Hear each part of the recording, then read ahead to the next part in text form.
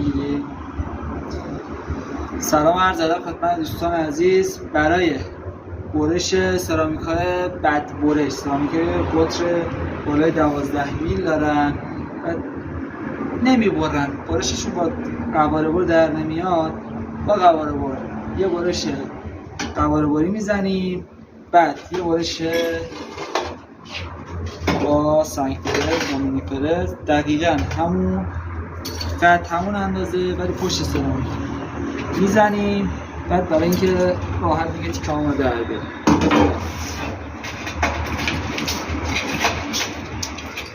سونو دارم یک